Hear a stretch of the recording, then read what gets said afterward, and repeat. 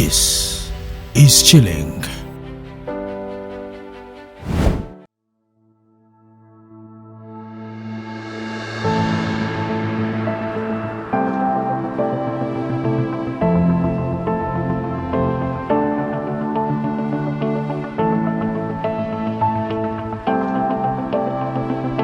They say the clearest way into the universe is through a forest wilderness.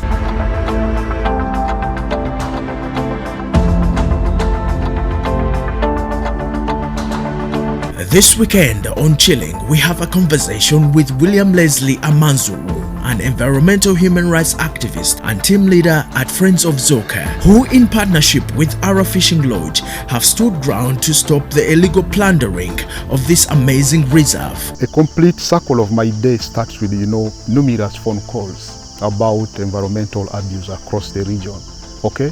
I listen to the callers, then we interact with them, okay? We find solutions on phone.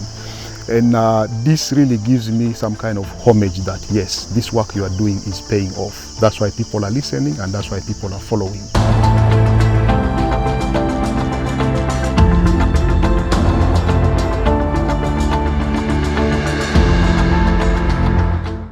Hello, good evening and welcome to the best of the good life. Now, we've been warned coming into this forest, it's called Zoka Forest, to try to keep our voices low, yeah? And I'm a man who's used of this hype and shouting wherever I go, but yeah, it's the discipline of the forest. This is one of the most charming sceneries you can find in Adjumani. So today I'm going to have a conversation with a gentleman who is going to fascinate you.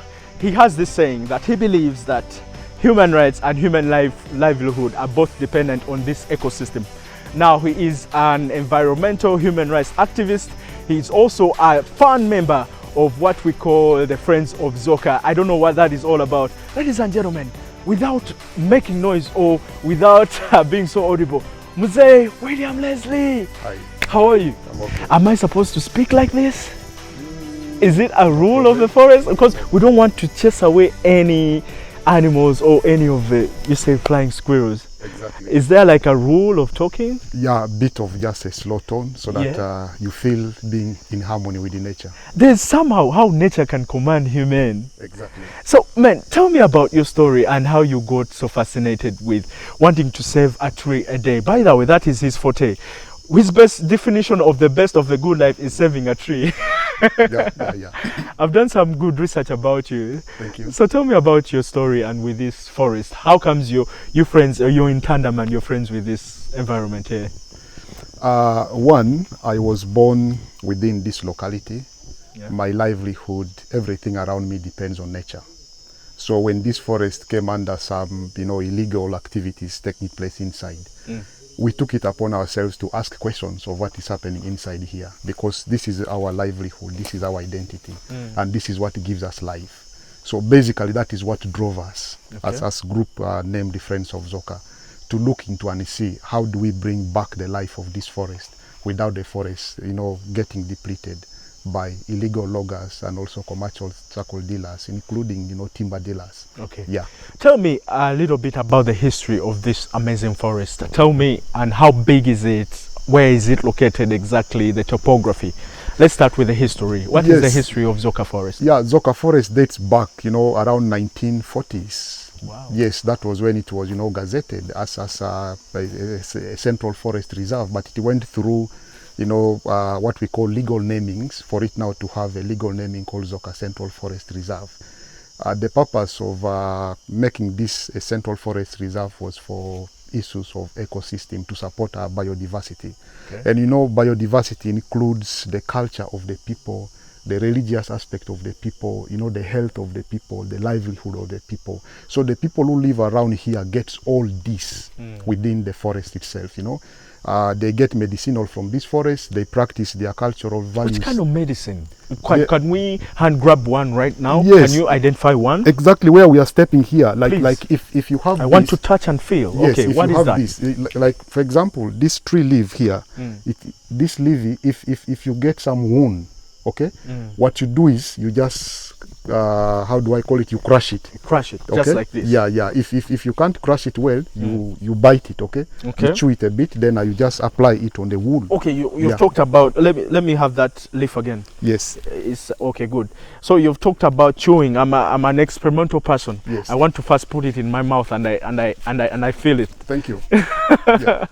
I'm on the safe side, right? You are. I won't take any leaf and just fall down randomly. No, like for example, we have what we call River Zoka inside here. Okay. It's a river that people here have been drinking it from time memorial, and no one has fallen sick. Okay.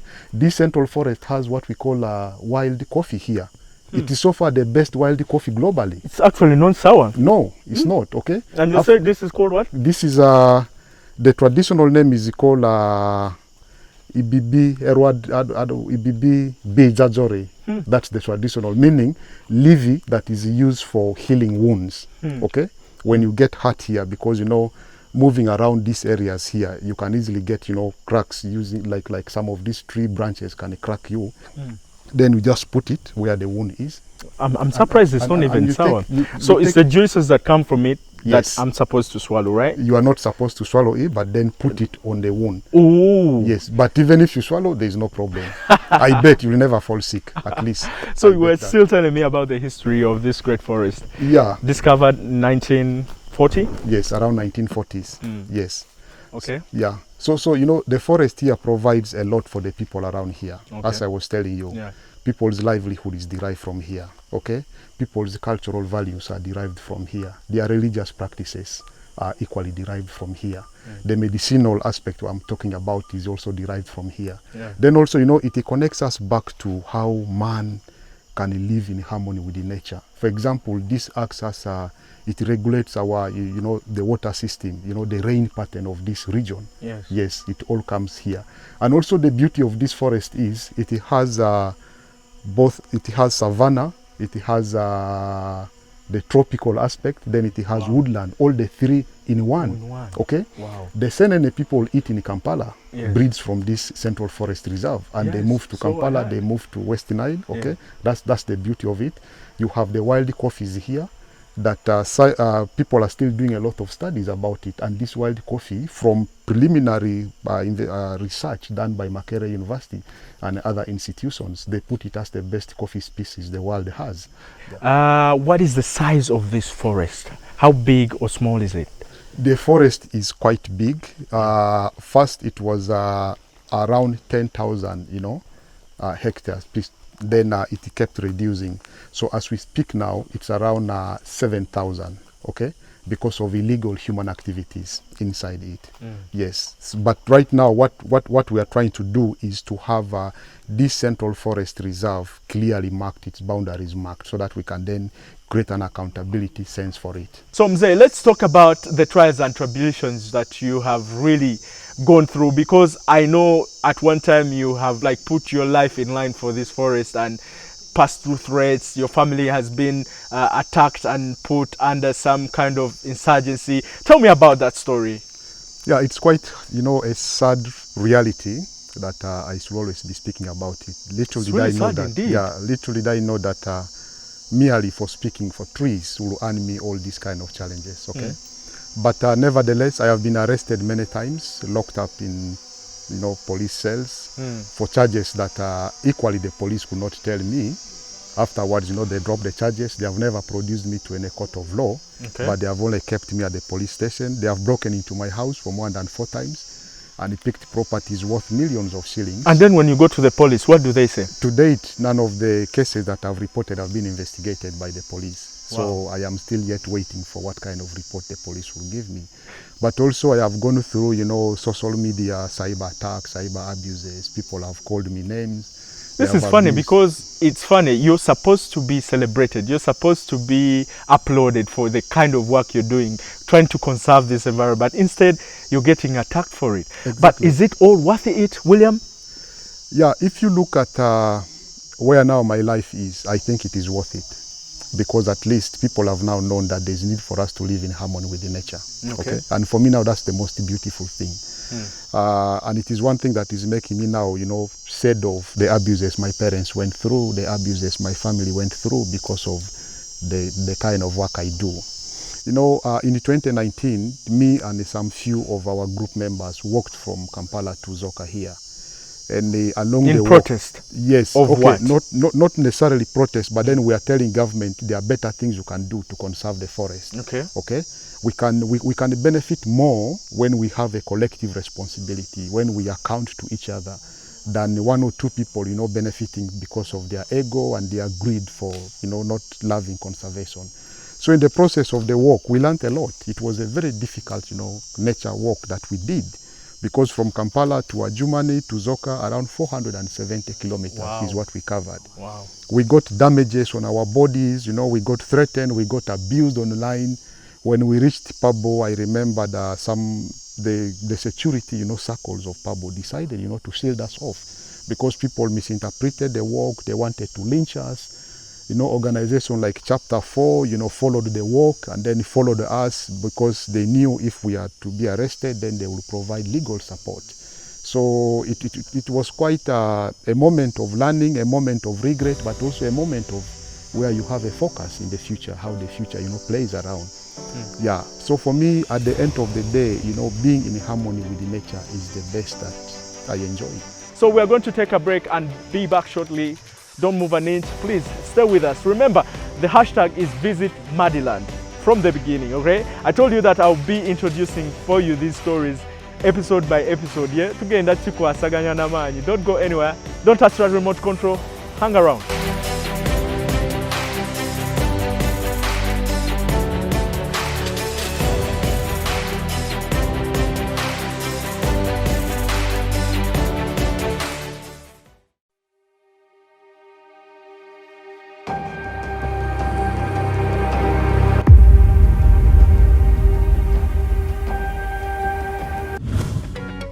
On UBC, the program that helps you identify opportunities for investment, job creation, growing your entrepreneurial skills, wealth creation, and social transformation. We have a product that is ready for schools, supermarkets. Create wealth, transform livelihoods. Every week, we showcase opportunities for creating new products and enterprises. I now harvest a lot of cocoa. When I harvest it, I sell. After selling, I put money in my project. I have 2 projects. One is for construction of my house, 2 is for educating my children. Excellence in innovation, the passion and drive to succeed, and the right mindset to grow your business. Lives transformed on UBC. Every Wednesday, 7:30 p.m. Create wealth, transform livelihoods. Brought to you by Operation Wealth Creation.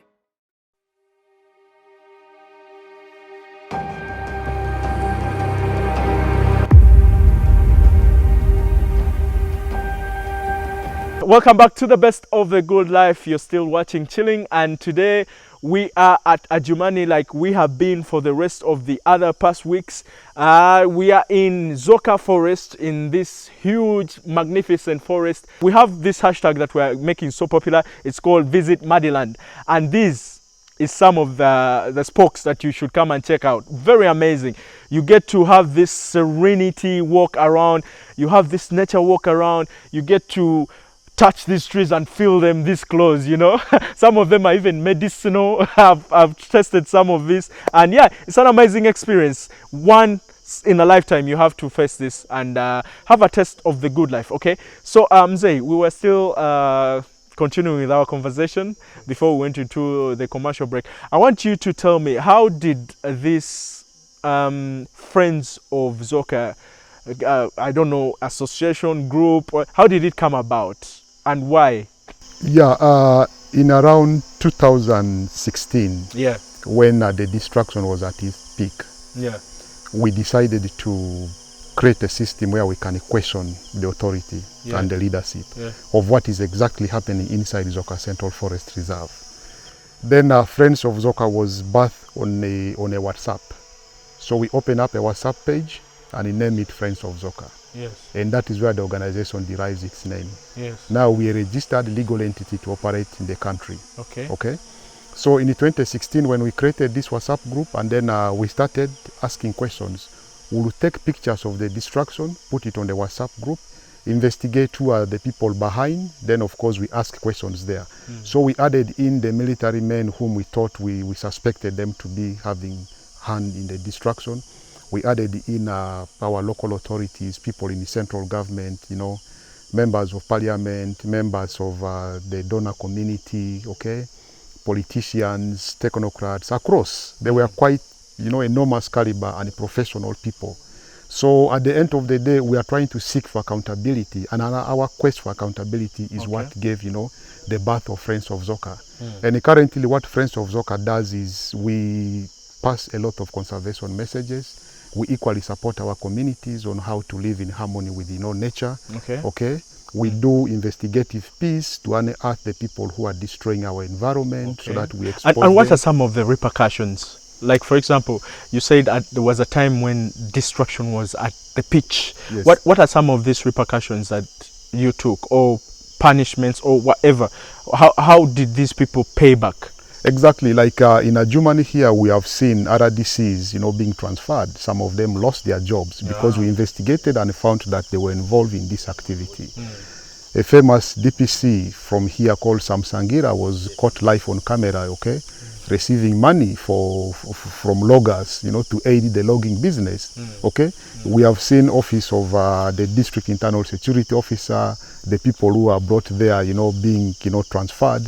We have seen NFA, you know, seeking their, you know, leadership at Zoka here by transferring some of them. I'm also sure that one of their own is undergoing some kind of, you know, disciplinary procedures at NFA. So these are some of the things. Then also equally, I think our work, you know, empowered the community movements across the region. Like I can tell you, there are a group of community movement activists in Igulu. They were birthed because of activities. In Arua, the same thing. In Yumbe, the same thing. So those are some of the things. Then also, like some investigative piece has led to some kind of, you know, arrest. You know, there are people who have been arrested and then prosecuted in our local courts of law here.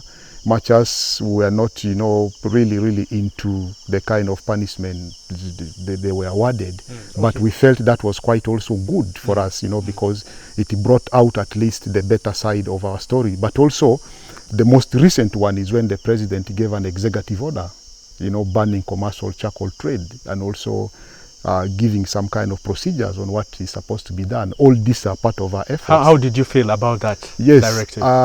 We felt good about the directives, but now the challenge is it's not being implemented, you know. It lacked political will. There are even people who are looking at it and say it equally lacks a legal stand. So that's where the challenge is. But we are still in the negotiation, you know, corridors, yes.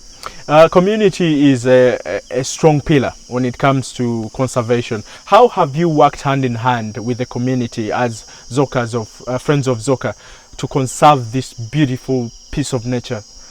Across West Nile, we have what we call community environmental monitors. They are across West Nile. What do? They report issues of, you know, illegal logging, charcoal trade and timber in the gazetted areas, and equally also on the private land, okay? Our activism also led to, you know, the ban on Aphyselia africana tree species and Isianat tree species. In this country, you cannot trade in those two tree species.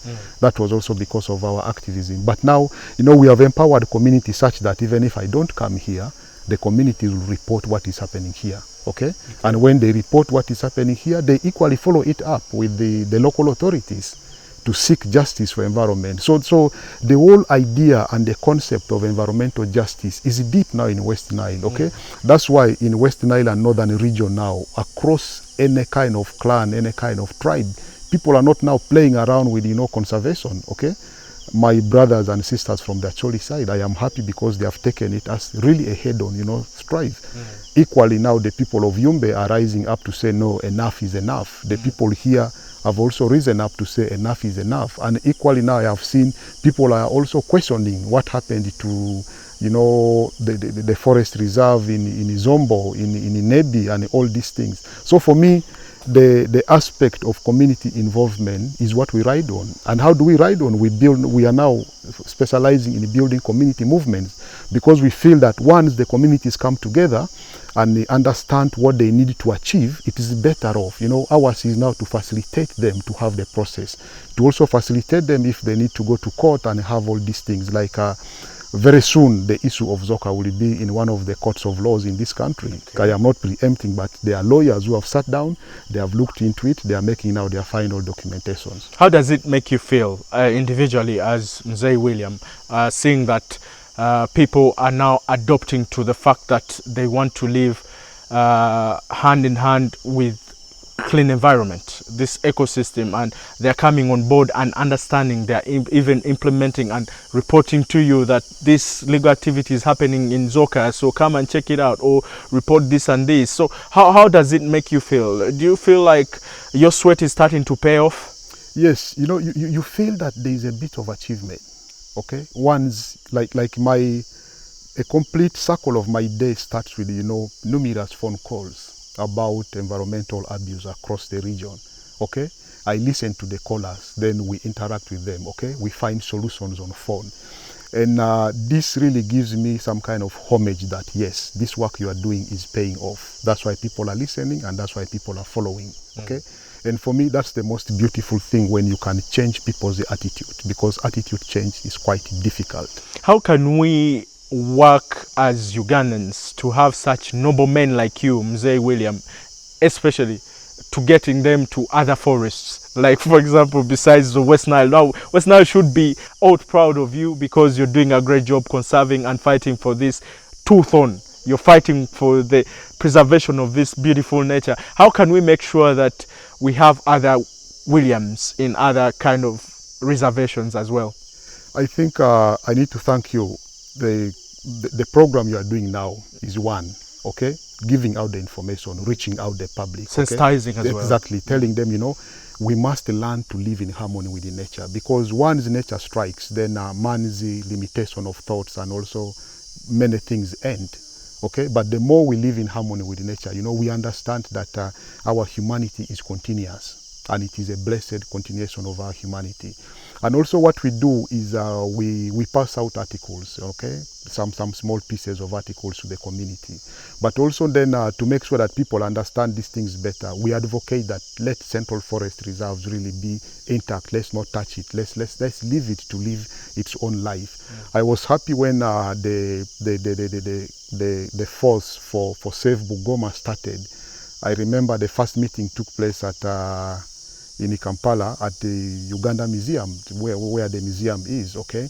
I was called there, I went there, and I talked to the people, and they listened, because I was telling them, you see, fighting illegal activities in such, you know, beautiful gift of nature needs the communities to stand and say enough is enough. They must own it. Because we have to save some time to take a walk around this beautiful forest. It would really do me injustice if I didn't witness this for myself, because I bragged to my friends that I'm going to Zoka. They told me you have to check out the wild coffee, you have to check out the different tropical elements that are there, the savanna, the tropical woodlands, and so it has not only been grim, okay? It has not only been the sad story about Zoka. You have been a recipient of a certain award before COVID. Yeah. Would you mind sharing about that experience? How did you come to be a recipient of that amazing award? Yeah, you know, in 2018, my first recognition was by Defenders. That was, they named me as the Human Rights Defender of the month, okay? That was the month of November. And when I got the email, and also I saw their printout about me, I felt that, okay, I think people are trying to recognize this small effort, and it seems it's picking up. Then in a blessed way, in 2019, I was nominated for EU award as the EU Human Rights Award that takes place every year. Little did I know that when we went as three finalists, okay? So among the three, I emerged and I won the award. Wow. So in 2019, I got the EU award of being the best human rights defender in the country. And that really opened ways for me, where I started traveling the world. I went and I spoke at Oslo Freedom Forum. Wow. I also equally spoke at quite many forums, you know, across the globe. At the moment, I am the secretary representing Sub-Saharan Africa Wow. at the World Liberty Congress. That's It's a very huge institution. So all this came as a result of that. Then also I was what we call a Celta City guest in Netherlands, at least for 3 months. The Hague. Yeah. Of course, I was oscillating in The Hague, in Amsterdam, but then the place that I was living was what we call in 2018, it won the European city, the green city of Europe. That was, it's a city called Nijmegen. So I lived there for 3 months. And to date, I'm still in touch with the people there. Then also at one time, I was what you call a freedom fellow with the United States, Human Rights Foundation. Yes, for 1 year. So I am transiting from a freedom fellow to a freedom mentor. So those are some of the opportunities that are... Asante sana. Thank you. You deserve that and even more. Thank you. The awards are coming in. You're doing a great job. Thank you. Man, listen, the ecosystem has to be protected. Exactly. Somebody has got to stand out and stand their ground and be like, no, this has to stop. I'm proud of you, man. It's rare that I find such noble men like you who are doing such good stuff for the environment. I think now we're going to take our nature walk. Yeah. I want you to take me around. Yeah. And I think I just spotted, is that a flying squirrel? No, that could be like It's disguising to be a tree. Yeah, Columba's monkey. Okay, put on your binoculars and spot this. So while we're spotting our flying squirrels, it's an actual thing here. Squirrels do fly. We are going to leave you and meet you next time with another interesting show. I think we should even go closer. Bye. It has been yours truly, Drago. I love you. We are enjoying Zoka. Remember, visit, the hashtag is Visit Madiland. Yeah? Don't ever forget that.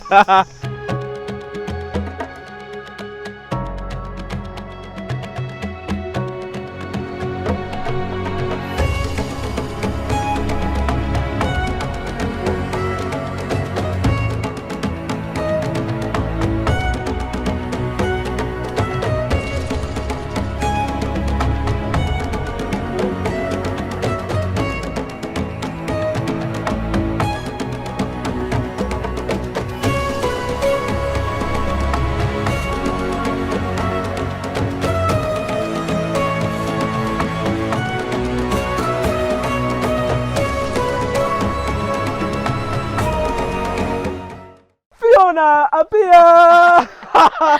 Yo, have you heard that vibe? Yo, I've heard.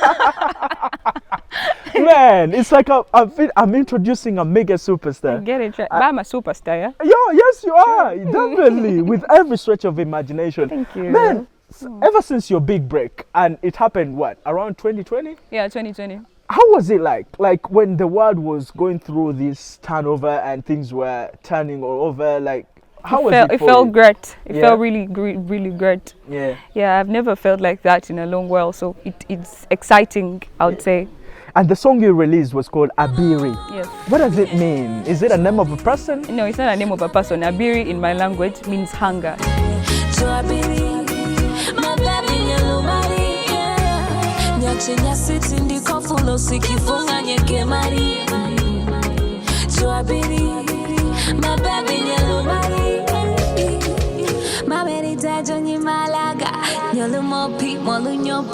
Till death do us part.